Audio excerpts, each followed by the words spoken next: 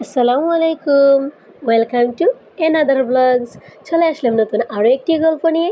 তো চলুন কথা না বাড়িয়ে শুরু করা যাক।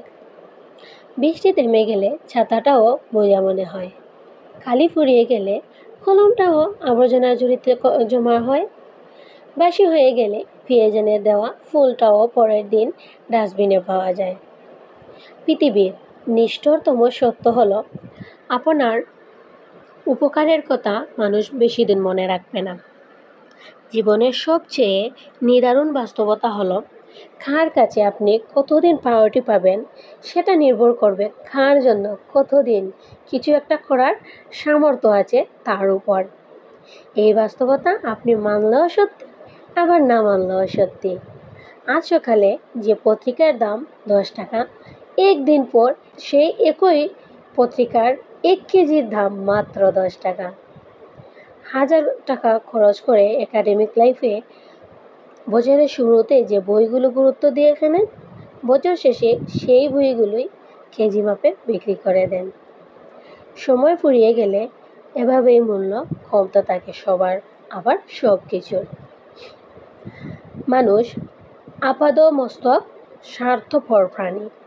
ভিখারিকে 5 টাকা দেওয়ার আগে সে চিন্তা করে সে কতটুকু সওয়াব বা পূর্ণ অর্জন করবে। স্বার্থের এই পৃথিবীতে যদি সুখী হতে চান, তাহলে প্রত্যাশা কমান। আপনি কারো জন্য কিছু করে থাকলে তা চিরতরে ভুলে যান। যতদিন আপনি সেটা মনে রাখবেন, ততদিন আপনি একজন অসুখী মানুষ হিসেবে বেঁচে থাকবেন। কারণ উপকার গ্রহীতা আপনাকে মনে রাখবে না, আর এতে আপনার অপ্রয়োজনীয় দুঃখই বাড়বে। তো আজ পর্যন্তই আমার এই গল্পটা সবার কাছে কেমন লেগেছে সবাই কমেন্ট করে অবশ্যই জানাবেন।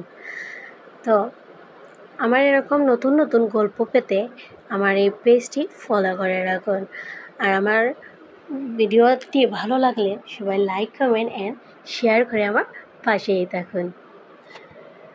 তো সবাই ভালো থাকো, সুস্থ থাকো, আর আমার এই ভিডিওতে বেশি বেশি করে লাইক, কমেন্ট, শেয়ার করো বন্ধুরা।